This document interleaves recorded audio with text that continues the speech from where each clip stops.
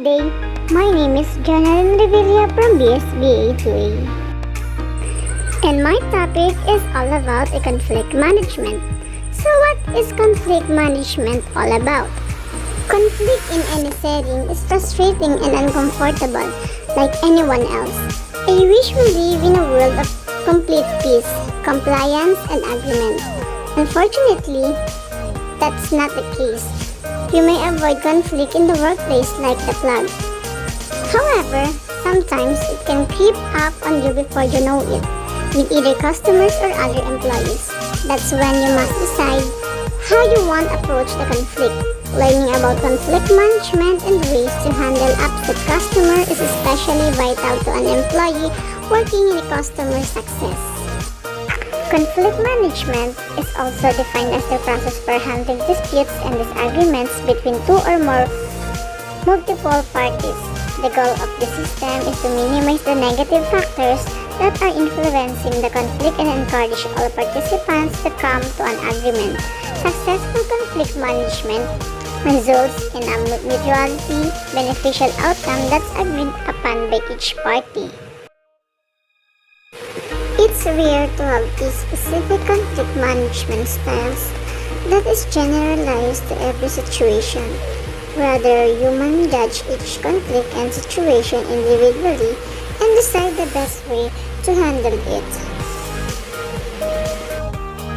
So there are 3 questions to ask before choosing a conflict management style. The first one is, how much do you value the person or issue? It may influence you to choose one strategy over another based on how much you value the person with whom you have a conflict or the issue over which you are conflicted. It may not seem worth it to continue a long-term conflict if you're worried about ruining your relationship with someone, but it also may make your relationship stronger to come to a consensus. In addition, you can judge the importance of the conflict based on how close to home the issue sits. Perhaps it's a matter of your morals or personal values, in which case it may be essential for you to prolong the conflict. If the issue is of little significance to you, though, it may be easier to let it go. So next question is, do you understand the sequences? You should be prepared for whatever sequences may entail either entering or not partaking in the conflict, especially in a professional environment. There could be serious sequences for continuing a conflict with a higher-ups. As long as you are made aware of the potential risk, you can decide whether or not to prolong the conflict. Similarly, you may feel sequences if you don't enter the conflict. Perhaps those will be personal moral consequences for not standing up for your beliefs, or maybe a wrong decision is made and executed because you didn't think in a conflicting perspective. Regardless, give yourself a clear overview of all positive and negative sequences beforehand. For the last question is, do you have the necessary time and energy to contribute? By entering a conflict with a firm stance, you are preparing yourself for what could be a long-term ordeal requiring research, presentations, conversations, and stress before diving in. Ensure that you have time in your schedule to dedicate yourself to the conflict.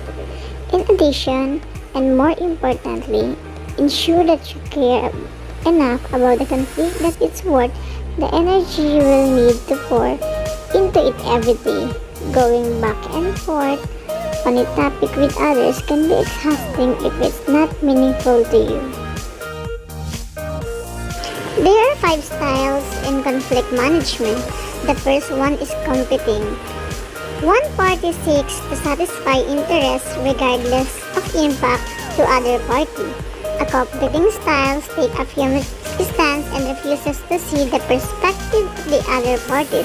You would keep pushing your viewpoint at others or keep rejecting the ideas until you get your way. These styles could be appropriate when you have to stand up for your right or morals, need to make a quick decisions and force others to get on board, need to end a long-term conflict, or have to prevent a terrible opposing decisions from being made. Next is the collaborating. A collaborating style attempts to find a solution that will meet the needs of all parties, rather than trying to find a middle ground solutions. You would aim for a solutions that actually satisfies everyone and ends up being a win-win situation. These styles could be appropriate when multiple perspectives needs to be addressed. There is an important relationship present between the parties. The final solution is too important for anyone to be displeased, or the belief of multiple stakeholders must be represented. So the next one is compromise. A compromising style attempts to find a solution that will at least partially please all parties. You would work to find a middle ground between all the needs, which would typically leave people unsatisfied or satisfied to a certain extent. This style could be appropriate to use when it's more important to reach a solution than for the solutions to be great. A deadline is rapidly approaching. You're an impasse, or you need a temporary solutions for the moment. The next style is avoiding. An avoiding style completely evades the conflict. You would neither pursue your beliefs nor those of the others involved. Simply, you would continuously postpone or completely dodge the conflict whenever it comes up. These styles could be appropriate to use when the conflict seems trivial. You don't have the time or need more time to think. You feel as though you have no chance of winning, or you're afraid of being met with resentment. The last but not the least styles of conflict management is accommodating.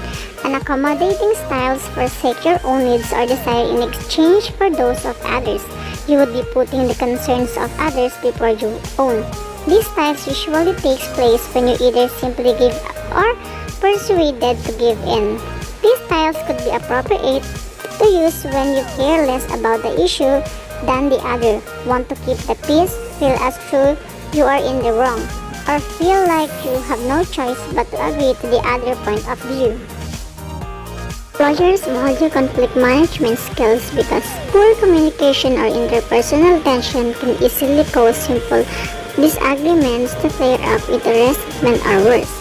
Conflicts that are allowed to fester and grow will ultimately diminish productivity and damage staff morale. This is why employers seek employees with the skills to manage